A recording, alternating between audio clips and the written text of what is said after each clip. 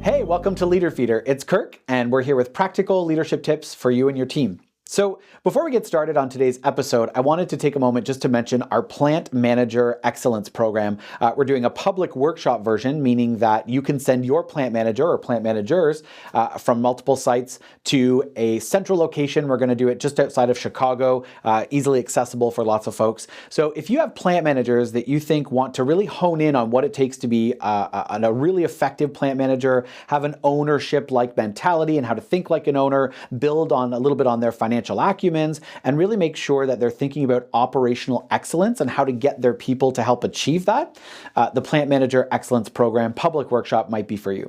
You can find more about that on our website at uniquedevelopment.com. That's starting in October, so you have a few months to think about it, but we know that it takes time to kind of come to these decisions. So we're giving you lots of heads up, and we hope to see you there in October. All right, so today we're going to talk a little bit about empowerment, and we talk a fair bit about empowerment in the Leader Feeder podcast and show. We talk about, you need to empower your people and try to empower them. And for this episode, we got talking about, what if you have already tried empowering people? You gave it the good old college try. You thought, I'm going to try to empower people, and it didn't pan out. Then what? What do we do next? And so I wanted to address that a little bit because I know in my own management experience, I've certainly empowered people to varying effectiveness, right? To varying success. Sometimes you empower someone, you give them that different little bit of responsibility, and they roll with it, and they do a really great job, and they're successful. And you, as a leader, you get to celebrate. Hey, you're amazing! You knocked it out of the park. You surpassed our expectations. All of those awesome things. And then other times you try to empower somebody and it doesn't work out the way you expect. It's not to say that it blows up in your face and it's an enormous disaster and a whole bunch of money is wasted or anything like that per se, but it doesn't turn out the way you expected. And when that happens, there's a couple directions you can go in. I think the most common direction that we tend to see is that the leader gets a little bit scared, to be honest. They get a little bit skittish and they go, no, I knew this whole empowerment thing was a mistake. I should have just done it myself because I know that I can do it right and I know that I can do it the way that it needs to be done or that I want to see it done. And so they take that responsibility that they tried to bestow to another team member, someone on their team, and they take it back. And then they start doing things for themselves, or rather by themselves. And so whether it's completing a report, whether it's, doing a maintenance check on a machine, whether it's even just checking, doing a little bit of cleaning in a work area, those small things end up, we try to give someone, we try to empower somebody to take that task on, and instead it falls back in our lap. And we're afraid the second time to try to re-empower someone, to try to get them to fix the behavior so that they do that thing, that task better the second time.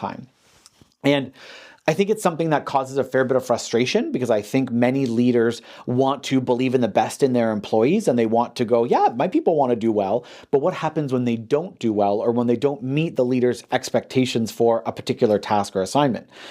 So direction number one, like I said, is that when that happens, the leader just takes the work back. I'm just going to have to do it. I'm the only one that can do it. And for some people, that might even feel good to kind of go, oh, I knew there was a reason I was doing it in the first place. It's because I'm the one that does it right. I'm the one that does it best.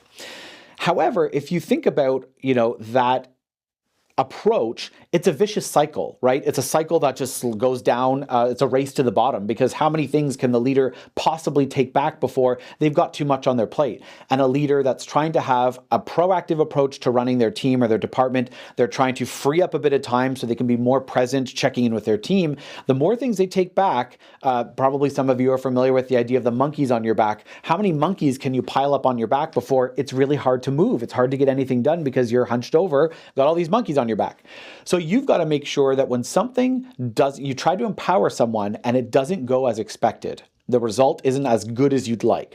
Instead of just taking the task back, and whether that's you wanting to take the task back or whether it's the team member saying, see, I guess I can't do it. I shouldn't have been trusted with it. You should have done it.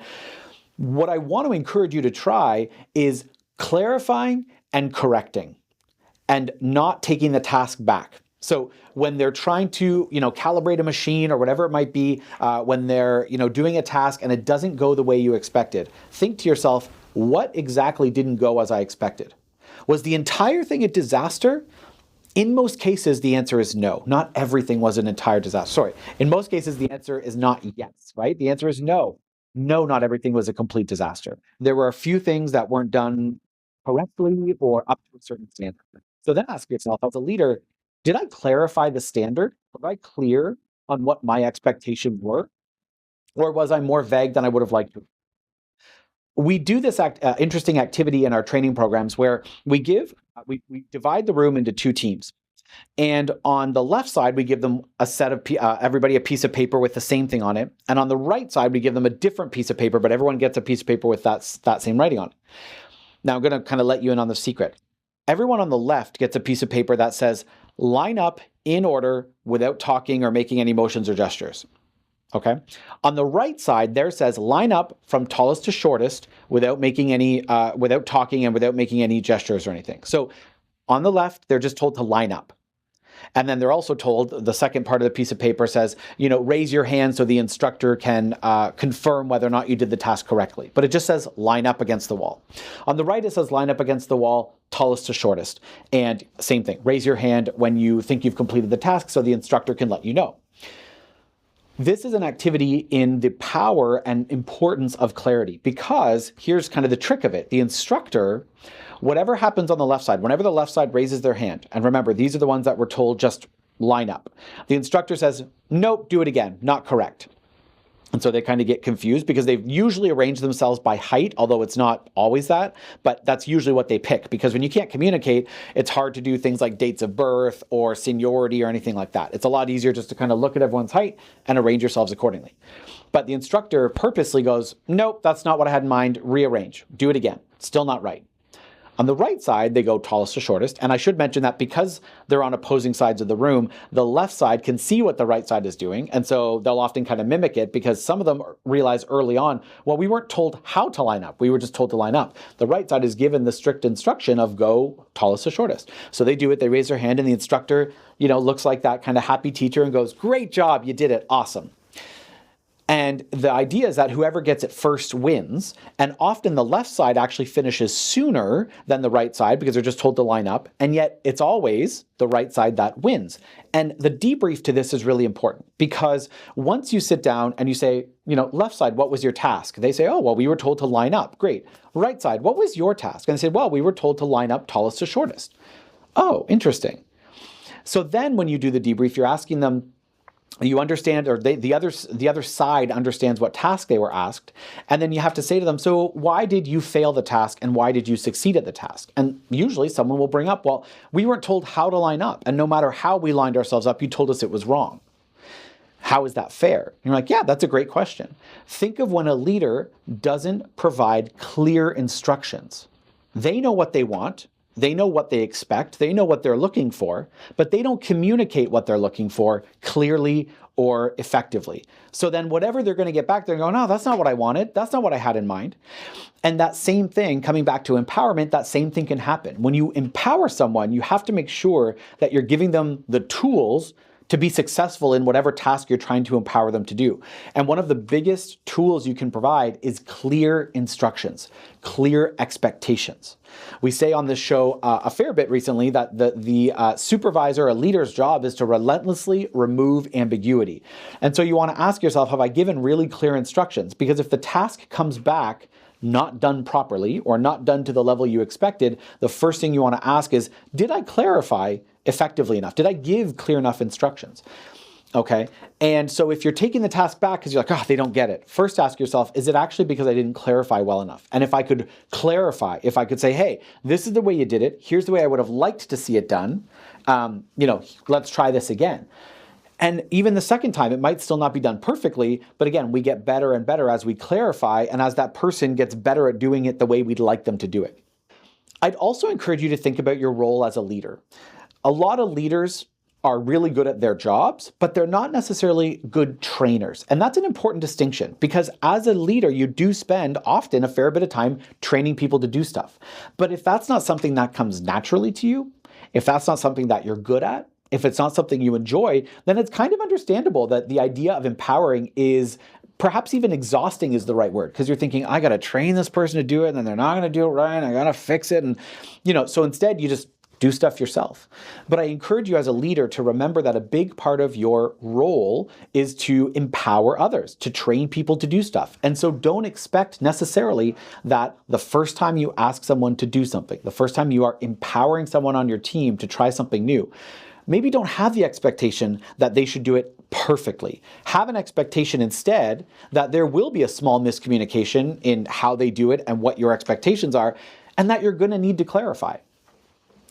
If you think of, how we raise children, for example, we know that it's going to take lots of attempts for them to learn how to do most things.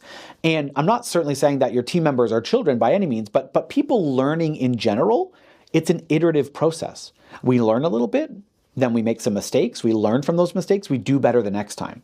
Rather than assuming that everybody should do everything perfectly the first time and that, my instructions must always be perfect, that's probably not the case to assume that. So instead, assume that there's probably going to be a little bit of a gap between what you'd like to see and what you're seeing, and then ask yourself, how do I close that gap? And doing so will make you probably a little calmer and probably a little more patient with that new person or that person you're giving a new task to, because you're automatically going to say, yeah, empowering doesn't mean that I say go ahead and do it and you do it perfectly the very first time. It probably means that I will need to do this multiple times in order for us to get it right, and that's okay. All right.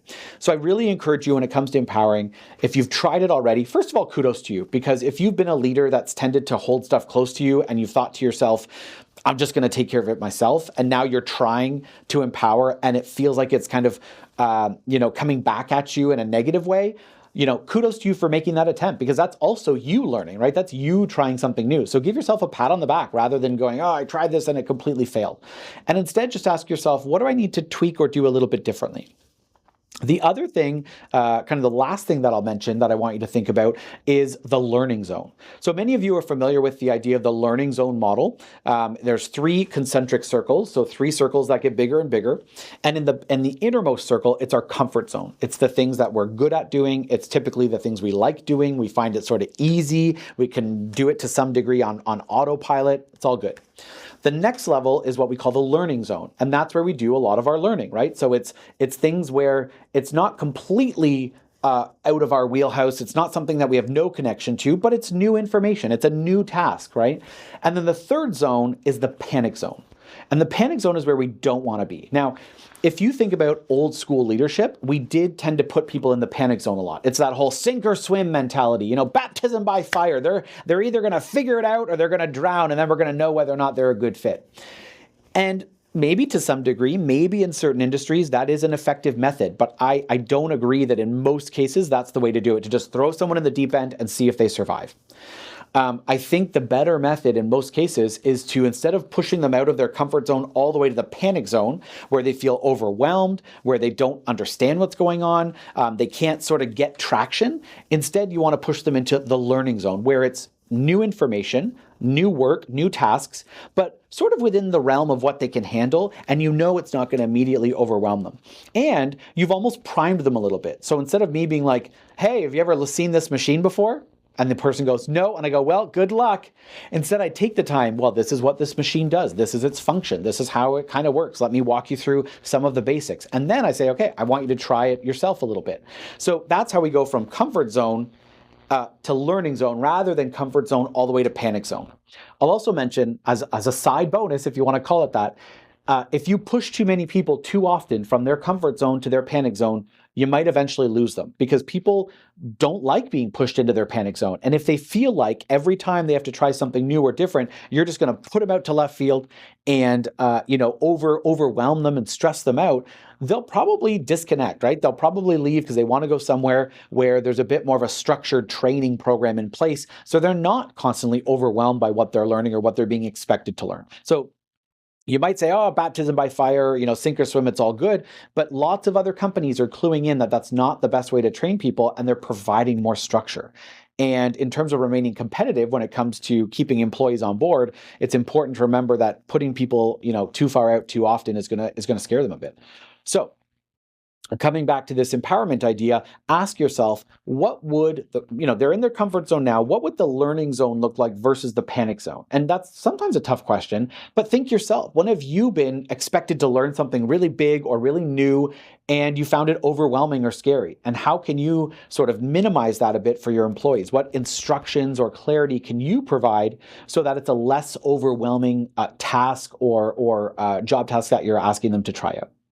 I encourage you to think about, instead of just taking the task back when I tried to empower, I'm going to go back, I'm going to clarify, and I'm going to correct so that they do better the next time. And I'm going to remember that often when people are learning, it is an iterative process, meaning that we need to learn from the experience and keep trying until we get it right. And with that, thanks for joining us today. Hope you enjoyed the episode and, got a little tip or a trick. By the way, we're always curious to know what you're getting out of this. So if you'd like to leave us a comment, we would love that. And if you're listening via the podcast, we'd love it if you would subscribe and rate the podcast. That really helps new listeners find us. And with that, we'll see you next time.